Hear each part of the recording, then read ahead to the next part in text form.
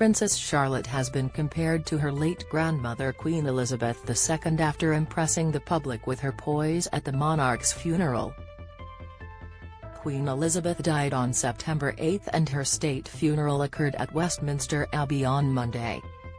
Charlotte, 7, attended the funeral service alongside her parents Prince William and Kate Middleton and older brother George, 9. The children walked into Westminster Abbey with their mother and sat quietly throughout the service, later following the procession of the Queen's coffin through London in a car with Kate and Camilla, the Queen consort. Charlotte was later spotted crying as her great-grandmother's coffin passed her on its way to Windsor Castle and the Queen's final resting place. Many people commended the young royals on their behaviour, with one comparing Charlotte to the Queen. Tina Brown evoked former British Prime Minister Winston Churchill's words after he met Elizabeth when she was a princess at age 2.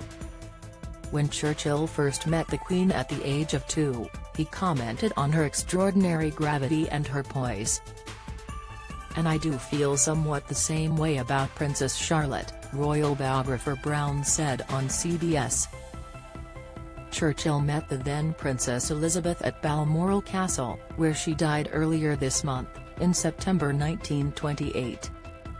Serving as the Chancellor of the Exchequer at the time, Churchill wrote to his wife Clementine and remarked on the young royal's astonishing qualities. "The latter is a character.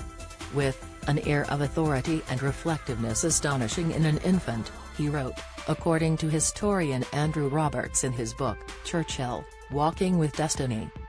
He had no way of knowing Elizabeth would go on to become queen because it would be another 8 years before her uncle King Edward VII would abdicate from the throne in order to marry the American divorcee, Wallis Simpson.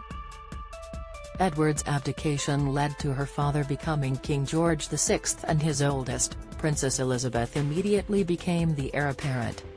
Churchill served 2 terms as Prime Minister, including during World War II, and was Prime Minister at the time of Elizabeth's coronation. George and Charlotte's unexpected presence at the funeral was only announced on Sunday night and sought to serve a symbol of stability, as they are now second and third in line to the British throne.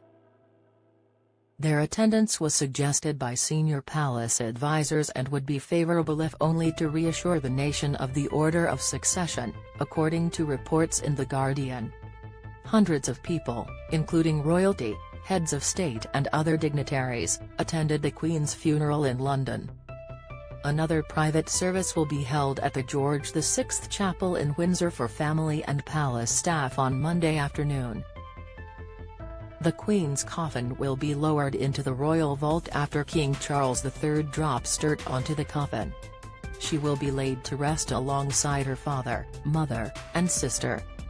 The body of Queen Elizabeth's late husband Philip, who died last year, will be moved to next to his wife of 74 years.